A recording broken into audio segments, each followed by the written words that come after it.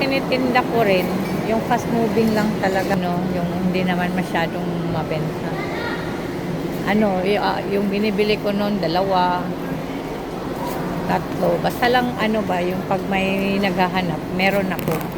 Gaya nitong itong bihon. Mas mabili to eh. Itong golden. Ito bihira lang.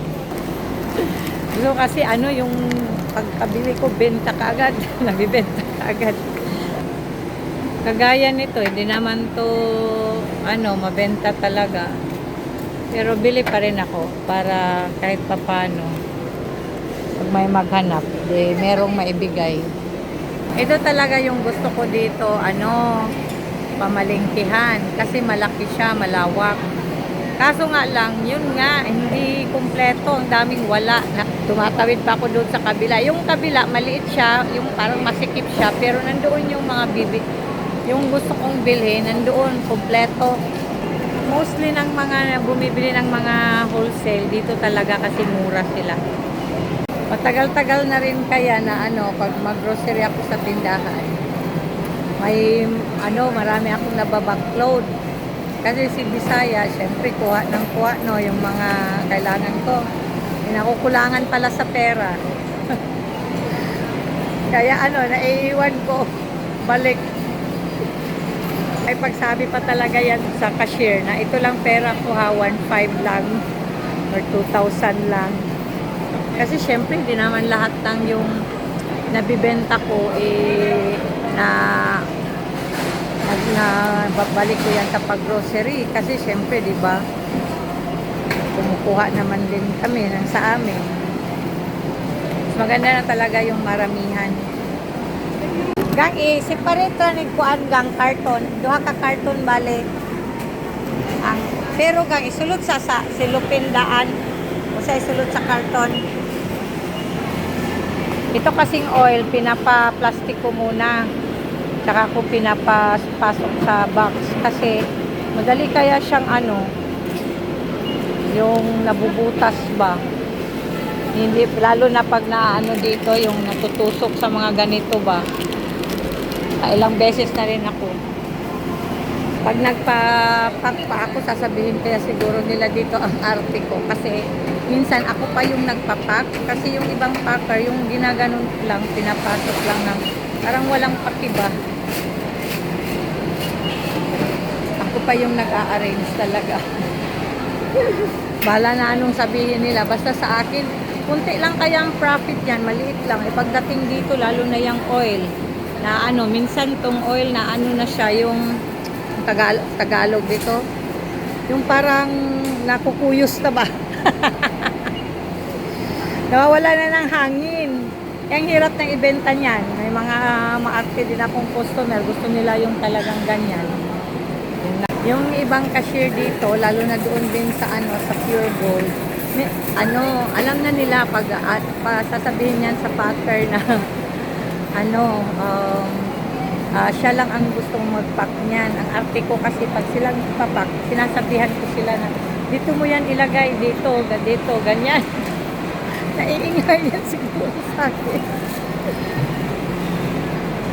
Tsaka rin, pag may mga items na dito ko binibili, yung iba sa Gaisano, kasi alam ko na kung saan yung kagaya ng mga liquor, alam ko na kung saan yung mura lang.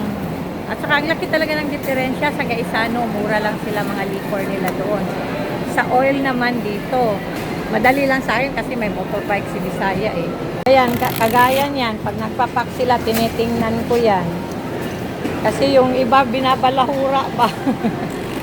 Pagdating sa bahay, may mga yung nabubutas. Ang tagal ko kaya pag mag-grocery, kaya kagaya nito, ayan. Tiningnan ko na yan doon kanina, wala siyang butas, pero ayan ngayon, meron. Kaya titingnan ko na naman yan ulit. Tinitingnan ko na naman yan pagdating dito sa cashier.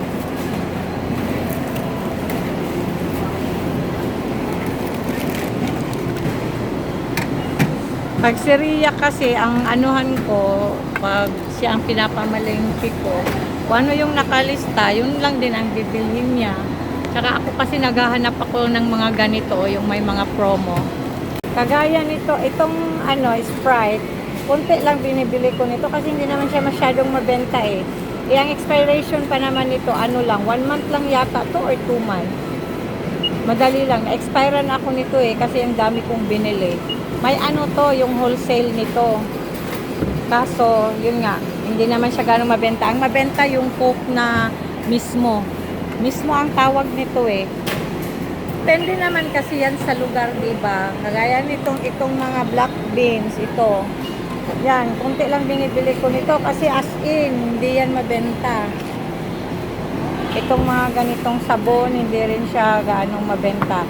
Yung mabenta sa akin yung parang sachet, yung pinapasok sa plastic.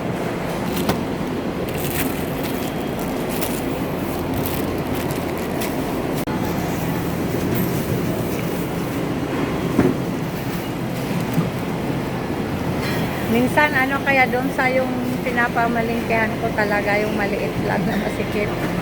Alam ko na kung sinong maayos doon ganyan. Kaya doon ako napunta sa kanya.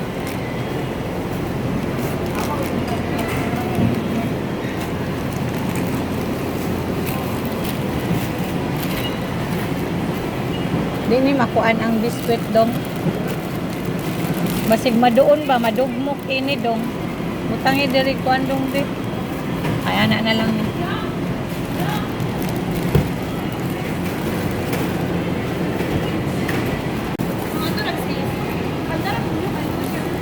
Dong mangayo dayong pisi dong ha. Nangingi ako ng ganito itong straw. Kasi pantali itatali ko yan sa likod ko sa motor. Nakalimutan ako na bilhin na gamot pala. Ayan, ganyan yung ginagawa ko Siya yung pinakamagaling magtali. Pag wala yan si Loloy, harap ko na Loy. Pag wala yan siya dito, talagang nalulungkot si Bisaya kasi yung iba nga minsan nahulugan na kaya ako ng box. Doon pa sa traffic light. Minsan naman maluwag, ang hirap i-drive kaya kailangan ko siyang sikipan. Pero ito talaga si Luloy, pag magkatali siya, pulido. Yan, ipapatong niya yan dyan. Dati kaya ako lang nagtatali niyan. Kaya ko naman din magtali niyan. Pero, okay na rin. Makatulong rin. At least, diba? Makatulong tayo. Lolo, mahulog na akong helmet. Nay uling, pila na? Katong 100, pila ka buok? Unsa to siya, kahoy to? Katong daghan? Kahoy? Kana lang bagol? Duha. Iisa lang palihog dong. Nabili rin ako ng uling. Kasi mabenta rin tong uling. Parang ako lang yata nagbibenta ng uling doon eh. Meron siguro pero nauubusan sila. Si Bisaya nga, kung pwede talaga, ayoko yung yung nawalan palagi. Dong, iisa na dong, be. Ay, wala na may naguswat yun, no? Kay maglisod ko dong. Maisa man na nila kana, tanggalo na nila o palihog. Dito ko lang kasi siya nilalagay dito. Kung dalawang ang hirap. Iipit ko lang sa paa ko.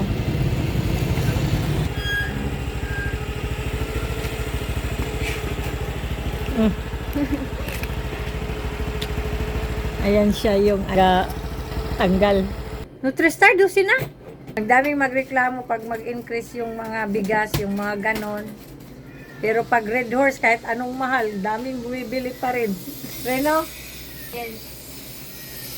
Bibili pa ako ng mga frozen. Pero ang problema, ayan.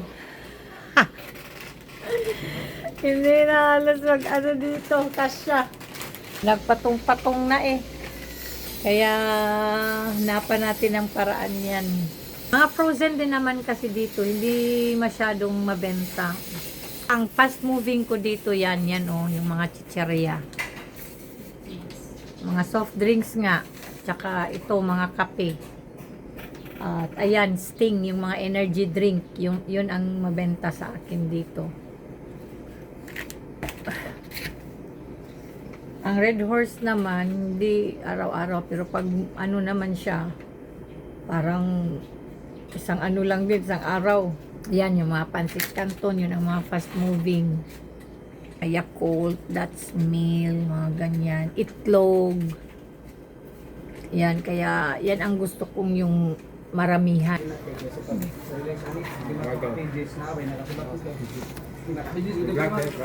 Oo.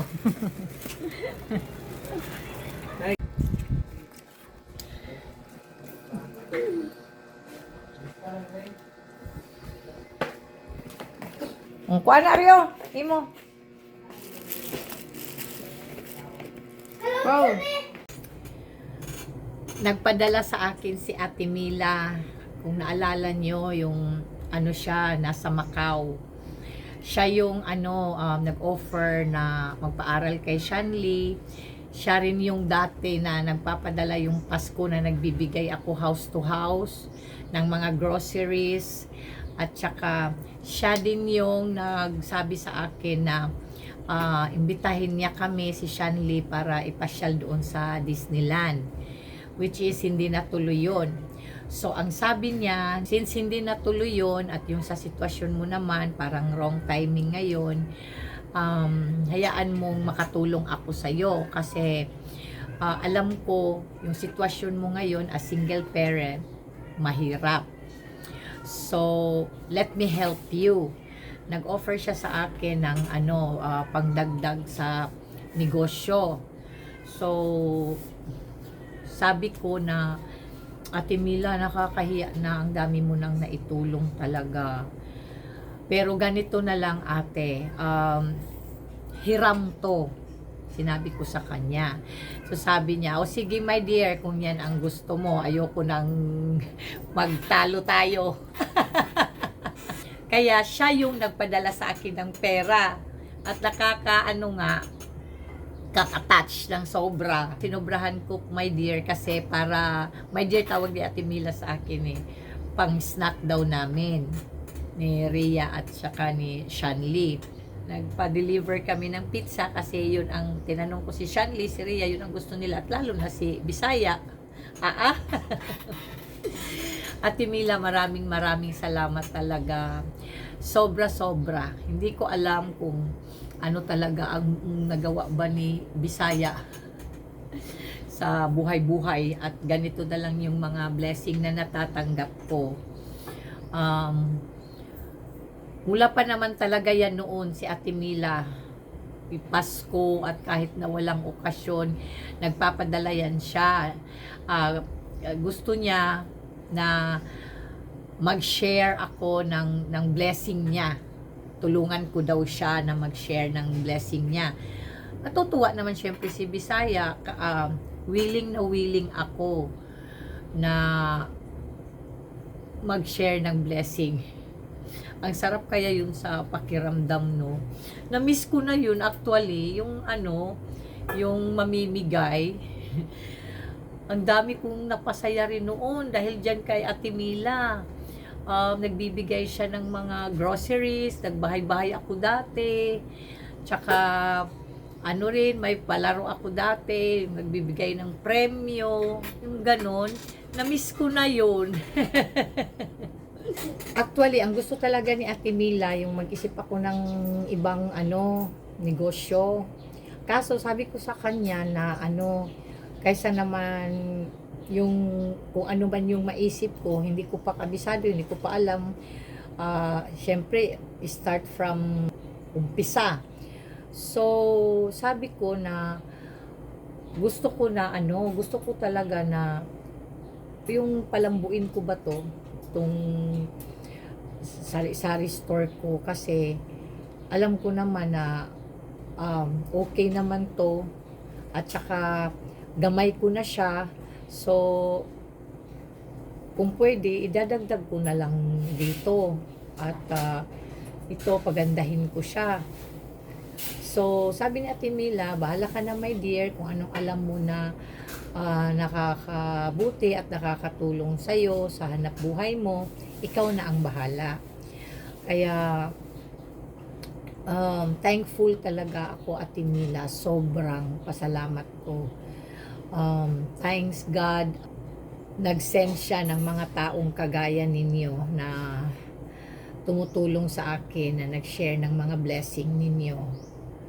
Kaya pangako ko, hindi masasayang itong tulong nyo sa akin. As in, pagbutihin ko na balang araw, maibalik ko rin sa inyo yung kabutihan na naibigay nyo. Thank you so much talaga, Ate Mila, sa tiwala. Maraming salamat. At sabihin ko sa'yo na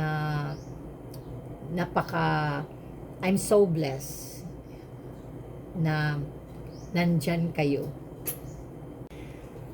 Ate Mila Hernandez from Macau, maraming salamat sa'yo. You are a blessing. Ang dami kong naidagdag na mga new items dito sa tindahan. Hindi pa nagtatapos dyan. At last, mapapaganda ko na rin tong tindahan ko. 'Di ba? Kasi naisip ko, mas maganda kaya yung talaga, yung tindahan mo, maganda siya kasi the more ka nag-i-invite din ng mga customer. 'Di ba? Sa akin ha, pag nakita ko yung tindahan na maganda, dun kaya ako.